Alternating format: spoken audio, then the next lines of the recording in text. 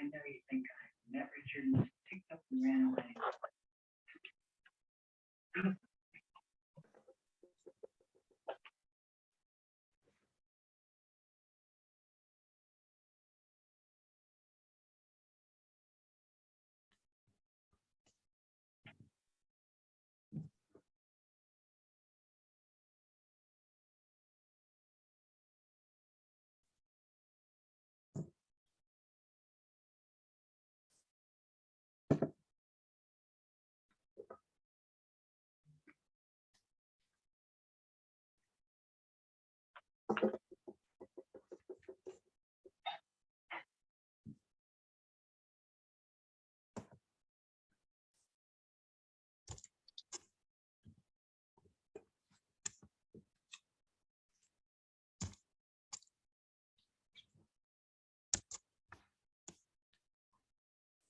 Give it just another minute, guys, to see if anybody else is going to hop on.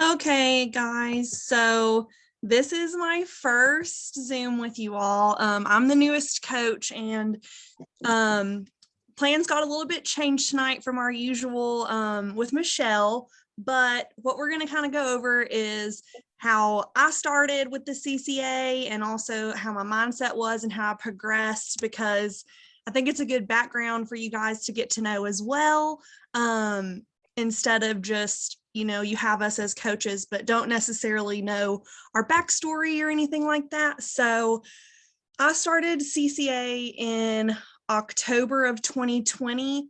I was just super fed up with the way that I felt. I couldn't keep up. I was married at the time and had 3 stepchildren, and it was really hard for me to stay energized all day, not to mention feeling sick all the time. So when I applied, I had found Michelle. I was at work one morning scrolling through Yahoo News, and I saw an article about her with her Women's Health Magazine article, which was just phenomenal. I read it and it really registered with me, everything that she said. So I looked her up on Instagram really quick, and I immediately sent her a message. And I applied not long after that. I was super ready for help. So I got into CCA, and obviously everybody progresses at a different rate, and has their own mindset of, oh, is this really going to work? Is just this something else that I'm trying?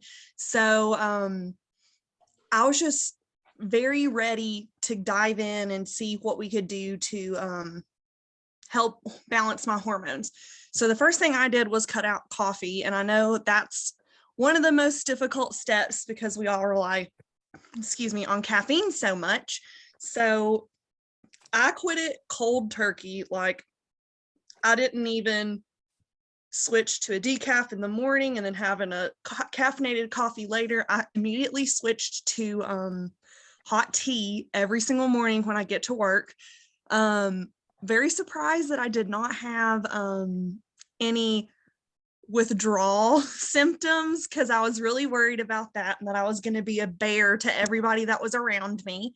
That was the first when I really started to see a change with how the pain in my body felt. It took a couple of days, week, whatever, to really start feeling that. And I was like, oh my God, this is great. What's next baby step? The baby steps for me were easier to make a habit instead of just, okay, let me start this one diet where I can't eat all of this. Yes, fingers are less swollen for sure. It's crazy what caffeine does to the inflammation in your body, which is the reason why one of the first ones we cut out is coffee. I hate decaf too, Sydney. But when you add enough sugar-free creamer to it, it makes a difference. So I was super ready, and I know everybody's journey is different. I'm trying to describe, the better I felt, the more into it I really got. So, even if you're still skeptical, I don't know how far along some of you guys are in your journey, but even if you're still skeptical, just stick with it. Those baby steps, it seems silly, but it really has more to it than we think. Obviously, I believe in this program so much and have had so much success with it, with how I feel and my energy and everything, that I continued into KGG, which, that's a year-long program. We dive in deeper, and then got the chance to be a coach. So I just love it. And I love being able to talk to all of you guys. I know I talk really fast, so I'm sorry.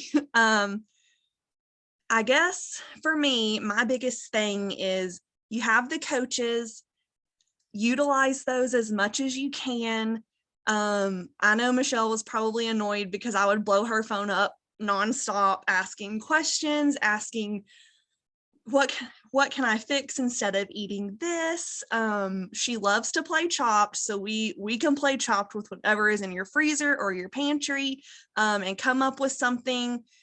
I tend to keep a lot of things in my pantry or my freezer that are quick and easy to make, because sometimes I just don't have a lot of time. And I know that there's some of you that really hate cooking. So throwing something in the microwave, isn't necessarily cooking, but you're getting something that's hot, but it's already prepared. What's my favorite quick meal? So my favorite quick meal would probably be, I will pick up a frozen bag of gluten-free meatballs at like the grocery store, and I just keep those in the freezer. So I'll make those, and I'll use like some sort of pasta substitute. I know there's several different brands out there, and each one, to me, the texture is a little bit different, so you kind of have to play around with what you like. So I'll do like gluten-free meatballs, a pasta substitute with marinara sauce. Normally I use Ryo's. And then I will take some creamed spinach from the freezer section, and you heat it up super quick, once it's heated up, put it in a bowl, and I put cream cheese in there. So the cream cheese just gives it a little bit of a calorie bump and makes it even creamier because I'm a huge cheese person. So that would be my quick meal. Or another quick meal, which literally you take it out of a cardboard box and throw it in the oven, like a Quest pizza I found it at Target. I love those. I just had it for the first time the other day, and it's now going to be a staple in my freezer from now on. I really love the Real Good Foods meals that they have. I cook most of them in the air fryer. They just came out with tacos, and it's so like the tortilla, if you don't know Real Good Foods, the tortilla is made from meat instead of like the bread or the tortilla or whatever. Lots of protein, super, super filling, and I always add extra cheese and sour cream. So I guess the only other thing before I open up a Q&A would be what I see most among clients that I'm coaching. So obviously I'm still new, so haven't been doing this for super, super long, so I'm still learning, and I appreciate all of you guys being here with me, is that some are very excited to get started and super open to the baby step idea. And for others, it's harder, whether you don't like to cook or you don't know how to substitute things. It's really on a person by person basis, but we're all here for the same thing and to succeed and feel better together. One more thing would be utilize the classroom, not the classroom, but the Facebook page. I know even as a coach, I still ask questions in there. You get not only feedback from coaches, but you get feedback from other clients as well on things that they have found that they like, or, hacks that they have as well. And then I'm not sure everybody knows this, but the meals of the month post on there, it is a grocery list. So you can print that out or save it to your phone or something, just a general things that we typically go for. So that helps a lot, I know, when you're grocery shopping, because half the time I go in the grocery store and I have no idea what I'm looking for. But other than that, if you guys have any questions, anything at all, shoot them in the chat and I'll start answering.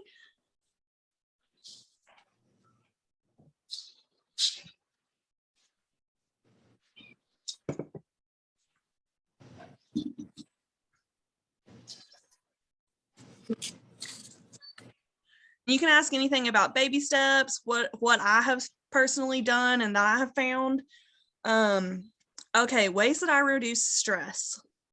So, let me think, because it's been a while since I've been like super stressed out.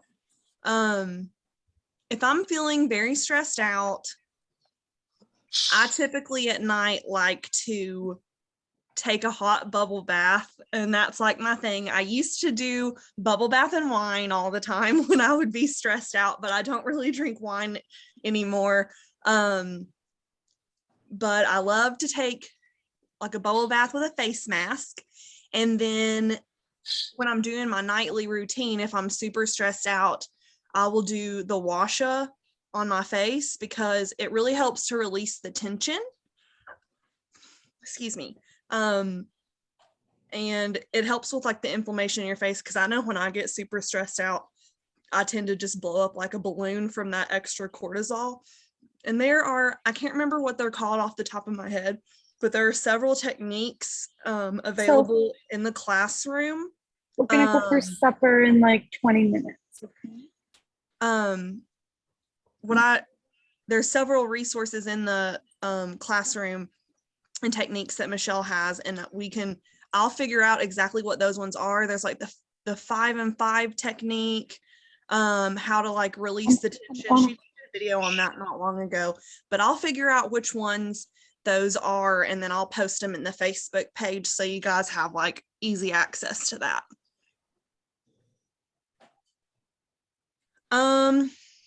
Any foods particularly anti-inflammatory? That one's a good question because I think that is a little different for everybody based on, what, I guess, what your diagnosis is and what really affects your body. Because I know that, I'm trying to think, even though it's not like low carb, if I'm feeling super bloated, I'll have like a sweet potato because it has iron in it, and it helps me to feel less inflamed. But also if I'm feeling like a super like bloated and puffed up day, I typically go for like salads that have a lot of greens in it as well as spinach, because that for some reason that helps my digestive system, and whatever is stuck in there that's causing the bloat, it kind of helps to flush that out a little bit, especially if I'm backed up, because if I'm backed up then I blow up like a balloon. Gabby, he's not bad. The baby step Gabby. that I struggled with the most, that would probably be when I hit my gluten I think baby he's step. gone. Gluten for me, I found out, is in so much stuff that you really have to start reading the labels on things. Like, I don't know how y'all's grocery stores are, but I have one grocery store here that will mark everything in their store on the price tag, whether it's gluten-free or not. They'll put a big like GF sticker next to it, as well as have the gluten-free section. So that one was probably the hardest because I used to cook a lot of homemade meals. Cream of chicken soup, any of the cream of soups has gluten in it. So that's hard to find like a substitute for what that would be. There are some soy sauces that gluten is in.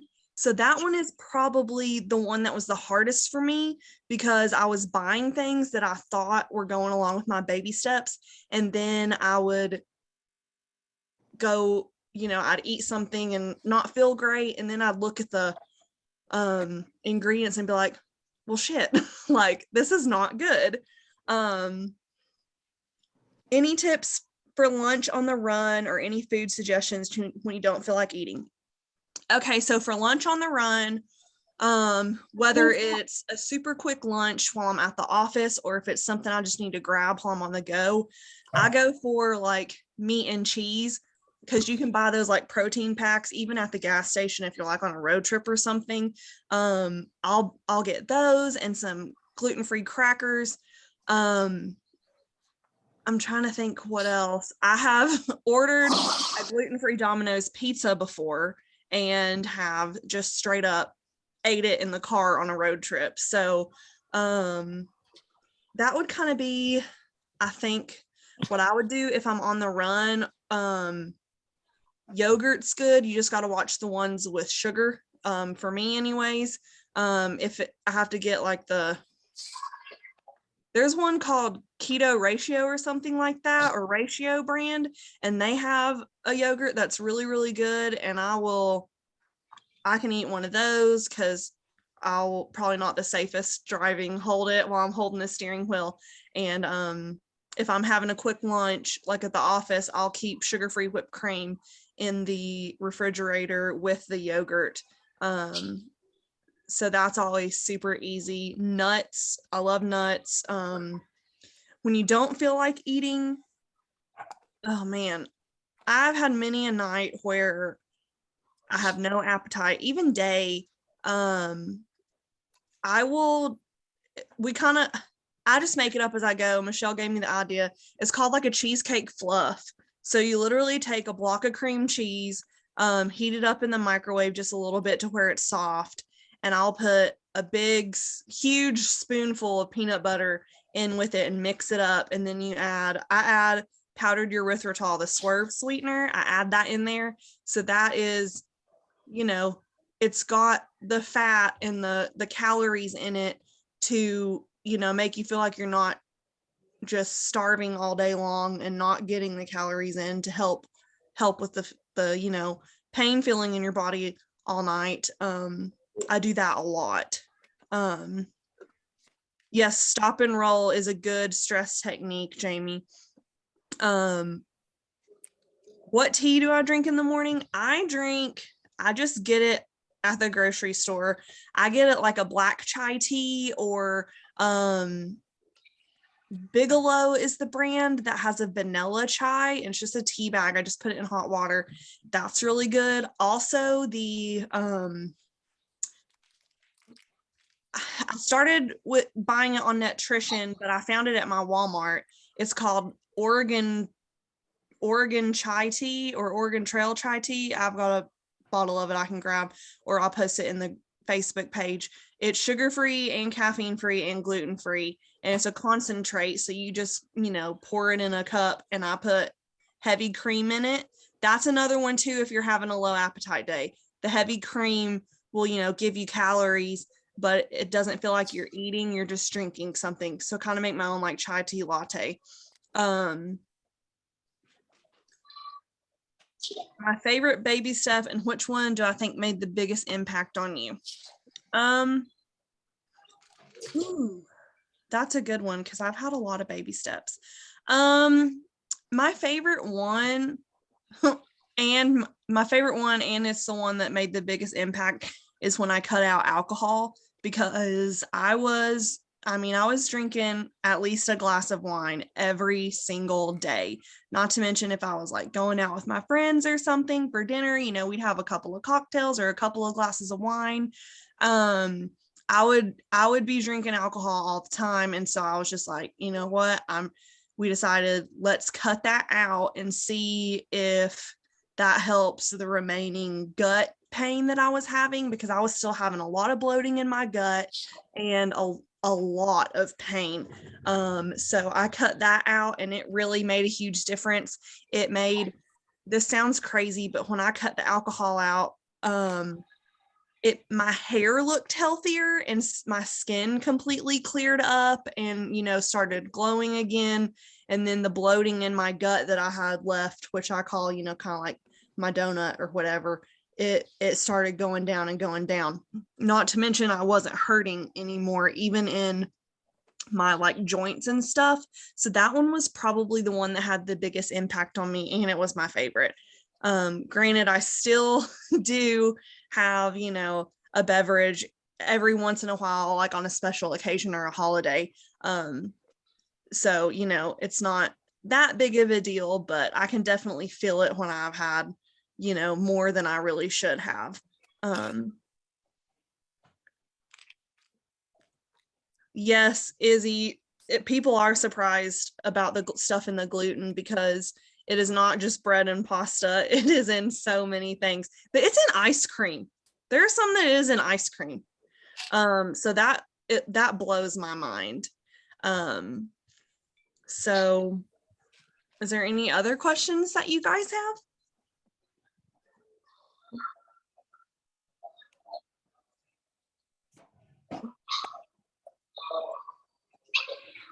I don't know what David's tea is, but I'm gonna have to look that up.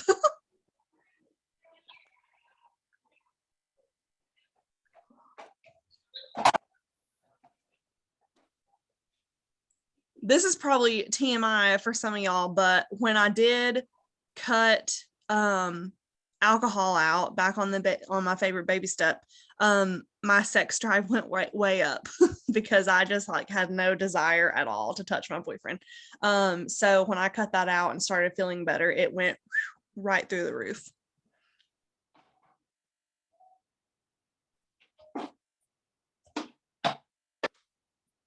Does anybody want to know anything else? I'm an open book.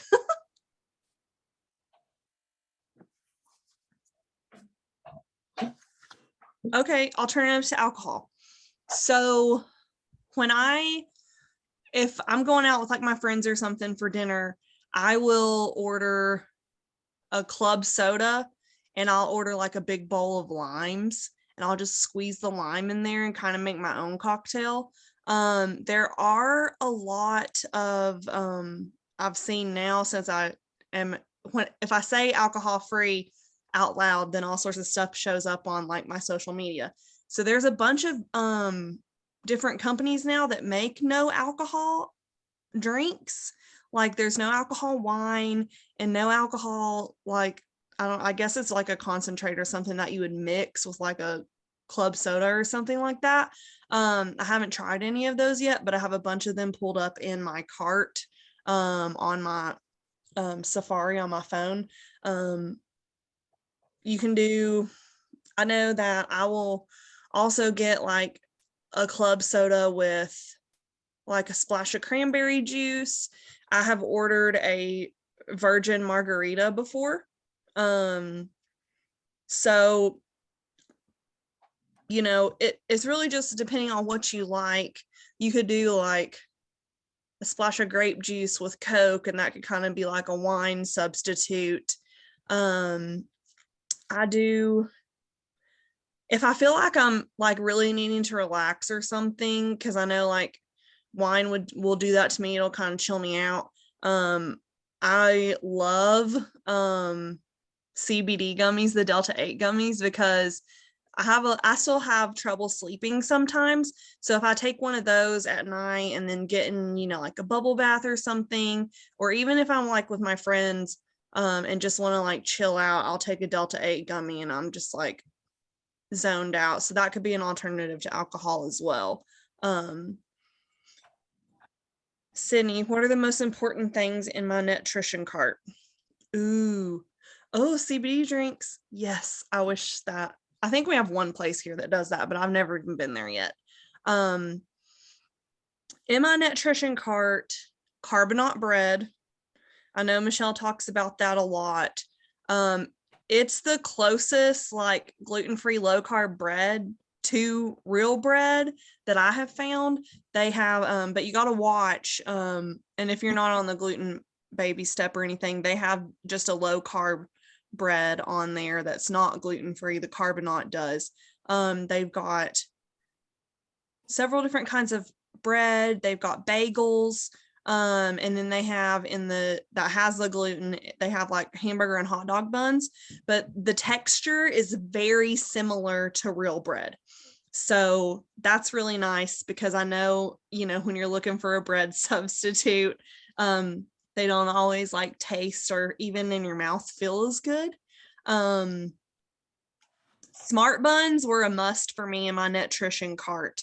But I did find out that if you order straight from their website, they have something called like the imperfect buns or something like that. And you can get 6 boxes of those, which that's like 36 buns for like $24.99. And that lasts me a long time. So they don't look as pretty, but you can get them for a lot cheaper because I think they're like $9 or something for a pack on nutrition, just for a 6-pack. I do a lot of the like sugar-free syrups. So you've got Chalk Zero, Tarani has a lot as well. But for like maple syrup, I use the Lakanto maple syrup, and it is super good, super good. The Oregon chai tea that I get, you can get that on nutrition. That's where I would buy it all the time on there. You can get, you know, all of the almond flours, coconut flours, all that kind of stuff on there. But just price check it with like your local grocery store, and then also with Amazon, because sometimes it just depends. Sometimes it's cheaper than other times. So sometimes it's cheaper to get it on Amazon. Quest, if you don't want to go out and buy like a big bundle of it at the store or on Amazon, you can buy per bag of the different flavors on there. Same with the cookies for Quest. You can try all the different flavors of the cookies instead of just like buying a whole like container of them. Let's see what else. LC noodles. Those are the bomb, and they don't get soggy if you put them in the refrigerator. I always buy those on there. They've got several different kinds, and they're super quick to make. I think they take like 3 minutes to boil, so they're not hard at all. I'm trying to think of what I've got in my little pantry right now. Any of the Lily's chocolate or Chalk Zero. For me personally, I like Lily's better, just because it has more, it's more really like the real chocolate taste and feel to it in the chips. But they have the bars too. I'm trying to think. They have all sorts of different pork rinds on there. So you can get, I think it's called Pork King or something like that. They have all sorts of different flavors, like a pizza flavor, a ranch flavor, nacho cheese, all sorts of different flavors. So I love those. The smart cakes on there, which you of course can get on the smart baking website where the smart buns are also. They've got all sorts of candies on there. Ooh, nutrition, 100%. The Dixie Carb Counters instant mashers. It is not real mashed potatoes, but holy crap, is it close. Closest thing to mashed potatoes that I could find. If you don't have Palmini, the Palmini brand somewhere near you, they have that on there. My favorite Palmini item is the lasagna noodles, because when you cook it, you literally cannot tell a difference in, at least for me, in like the difference between a real noodle and a Palmini noodle. I did just have, I can't remember what it was called, but it was a Hearts of Palm mash. So it was like a replacement for mashed potatoes. I did just eat that for dinner. For me, I hadn't tried it yet, so I was like, let me try it. The smell was a little bit weird when you take it out of the package, but I added mozzarella cheese to it and garlic powder, salt and pepper, and it was very good. And I ate it with those gluten-free meatballs. But there's so many things on there. All of like the miracle noodles and miracle rice on there. I'm trying to think what else, because I've bought so much stuff on there. They have like sugar-free little meringue candy dessert things on there that are really good. There is something called, it's a candy like a replacement for caramel candies. It's called Cocoa Mel's, and those are delicious. They're just, let them melt in your mouth and dissolve themselves, because that, if your teeth are sensitive, because they do get very sticky, but those are definitely good. It's made from coconut milk. So yeah, that's all I can think of right now. I know there's a ton more. I just can't think of them because I'm not in front of my pantry. But let's see.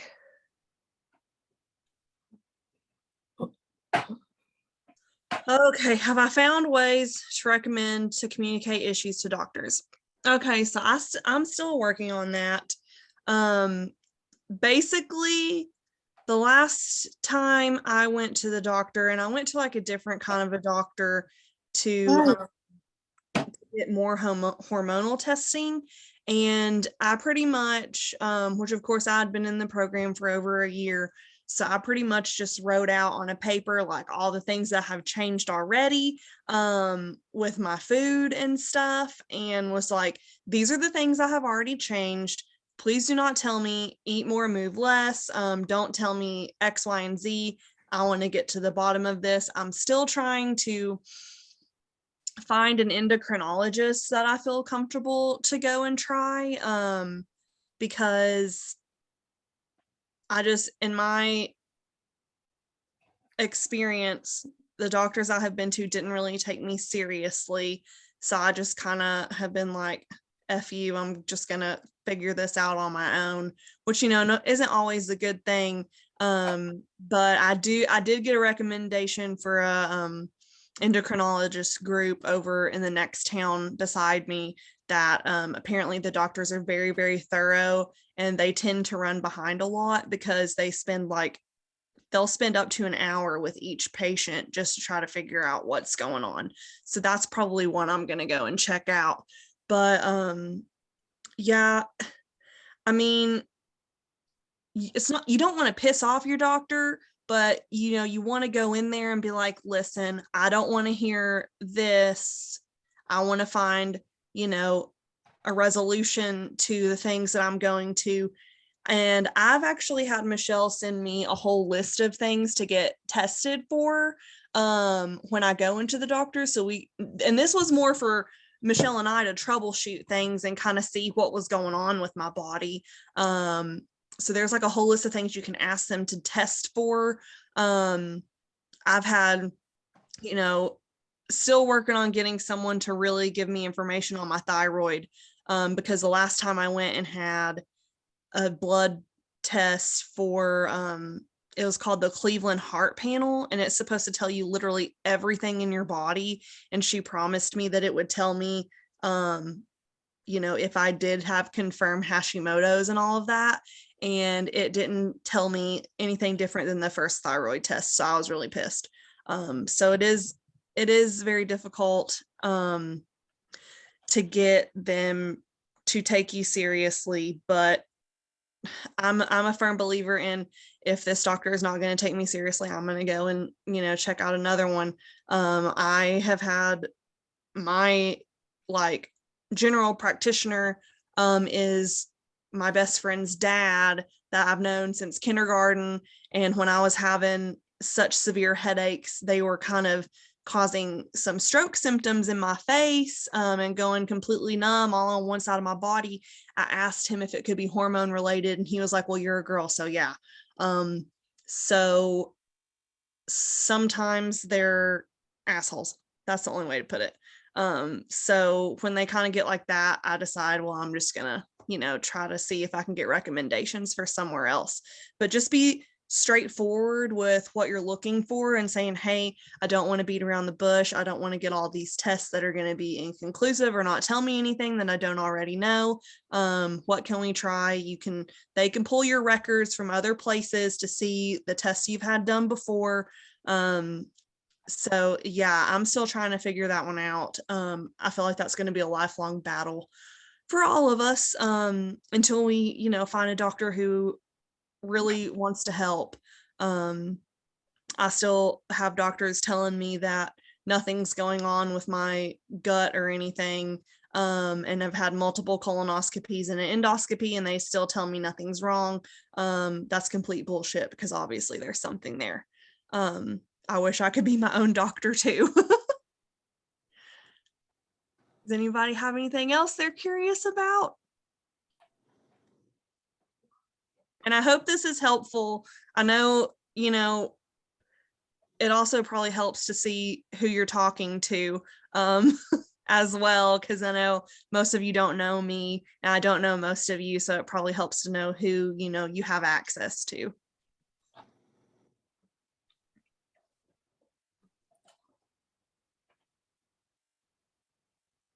Yeah.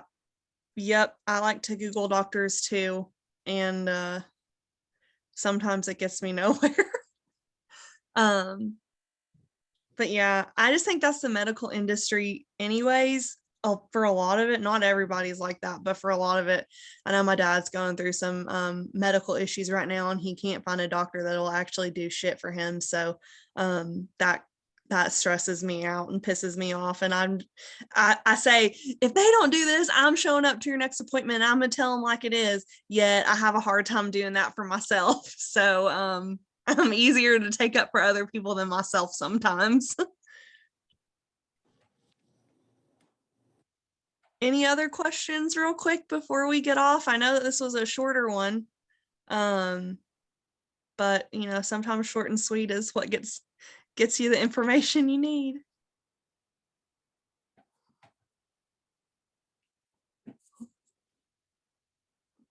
Raquel, I don't know what those chocolate chips are, but I'm going to write those down because those sound good.